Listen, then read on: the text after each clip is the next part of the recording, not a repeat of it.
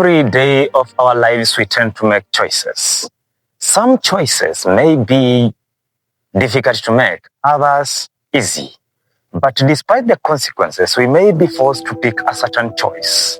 After all, the best villain in the world says, "The hardest choices require the strongest wills." in the year 2019, I had to make a choice.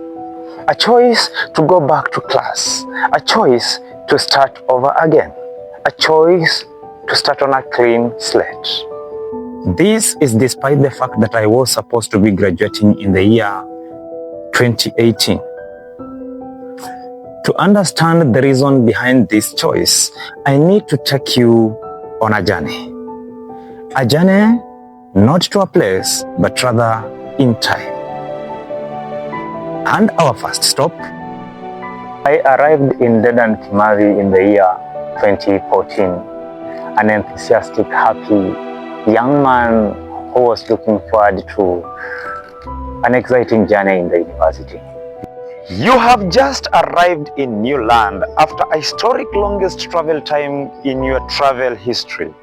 New people, new environment. How would you describe your first encounter in this place? I arrived in Dedan Kimathi a little bit late because I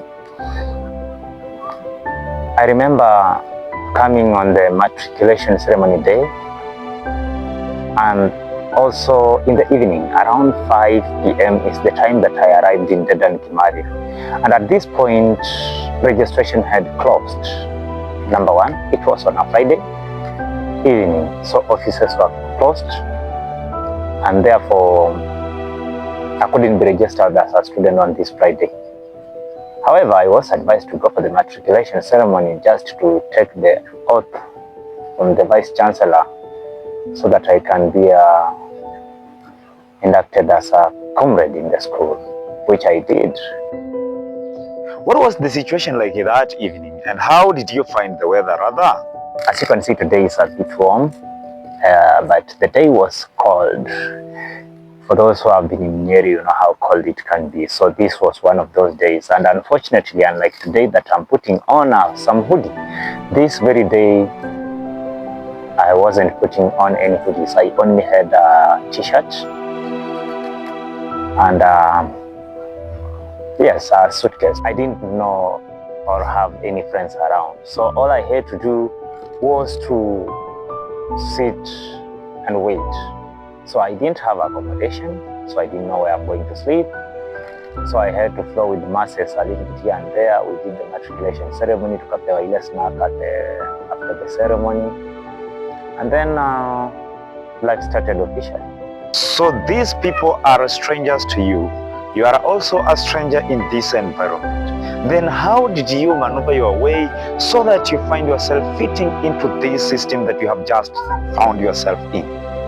All I did was to follow people. So we went to the student center to watch some news, 7 p.m. news.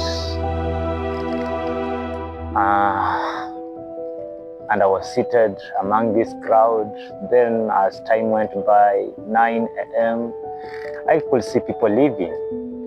I don't know where they're going, so I have nowhere to go. And at this moment, my sweater was in a suitcase, but the suitcase had been locked in the resource center. So this is on a Friday, remember. I cannot access it again until Monday when offices open. So I sat in that student center watching news, watched several shows here and there. People started streaming out, going to their respective houses to sleep. Yet I am there wondering, where should I go? Very, very intriguing. Therefore, would you mind telling us how you were able to manage to survive this long night? I had to figure out how to survive.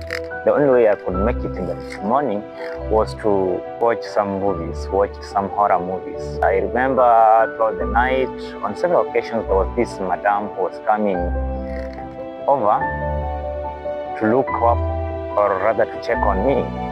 I didn't know who she was, but only later to realize that She was actually the school janitor on duty that night. She would look at me, and all I did was to look back. Najifanya mwanaume ndio aone niko strong sasa. Kumbe manze hapo mimi naumia, sina place ya kulala. And I think if I knew who she was, maybe we could have had a conversation and nimwelezee my predicaments, and at the end of the day we could have had a chat or a talk here and there to let her know that I had a problem, and maybe she could have given me a place to crash for the night.